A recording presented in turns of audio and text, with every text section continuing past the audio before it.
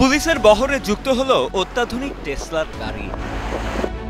মেক্সিকোর জালিস্কো রাজ্যের পুলিশ তাদের বহরে সম্প্রতি টেসলার ৩টি সাইবার ট্রাক যুক্ত করেছে, যে গাড়িগুলো কেবল সাধারণ টহলি নয় বরং মোবাইল ইন্টেলিজেন্স ইউনিট হিসেবেও ব্যবহৃত হবে। কর্তৃপক্ষ জানায়, মূলত ২০২৬ সালে আসন্ন ফিফা বিশ্বকাপের আগে গুয়াদালাহারার নিরাপত্তা জোরদারের লক্ষ্যে এমন পদক্ষেপ নেওয়া হয়েছে।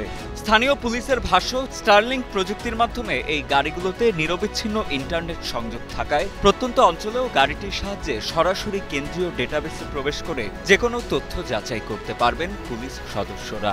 রাজ্যের কিছু এলাকা, যেগুলোকে আমরা শ্যাডো এরিয়া বলি, যেখানে কোনো নেটওয়ার্ক নেই, সেখানেও এই সাইবার ট্র্যাক আমাদের ইন্টারনেট এবং সরাসরি ডেটাবেস সংযোগ দেয়, ফলে আমরা যে কোনো মুহূর্তে তথ্য পেতে পারি। এছাড়া আমরা নতুন ড্রোন সরঞ্জামও যুক্ত করছি। টেসলার সাইবার ট্রাক মূলত একটি বহুমুখী অত্যাধুনিক যান, যা সাধারণ গাড়ির চেয়ে অনেক বেশি সুবিধা সম্বলিত। এটি কেবল একটি বৈদ্যুতিক গাড়ি নয়, বরং একটি শক্তিশালী বুলেট প্রুফ বাহন, যা কঠিন পরিস্থিতিতেও পুলিশের জন্য নির্ভরযোগ্য হতে পারে। এর নকশা এমনভাবে করা হয়েছে যেন এটি শক্তিশালী এবং টেকসই হয়। এতে করে এটি যে কোনো ভূখণ্ডে চলাচল করতে পারে। এছাড়া বিশাল এই গাড়ির ব্যাটারির কারণে এটি দীর্ঘ সময় চালানো যায়, যা পুলিশের দীর্ঘমেয়াদী অভিযানগুলোতে সহায়ক ভূমিকা পালন করবে বলে ধারণা সংশ্লিষ্টদের।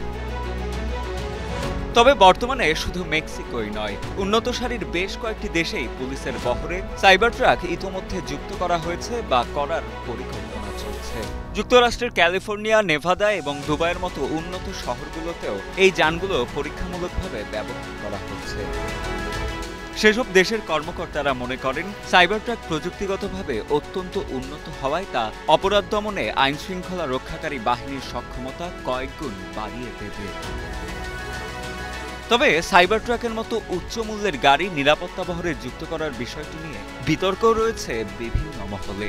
বিশ্লেষক ও সমালোচকদের মতে, অপরাধ দমনে শুধু প্রযুক্তি যথেষ্ট নয়। বিশেষ করে যেখানে মৌলিক নিরাপত্তা ব্যবস্থা এখনো দুর্বল, সেখানে এত ব্যয়বহুল যানবাহন কেনা কতটা যুক্তিযুক্ত তা নিয়েও প্রশ্ন উঠছে।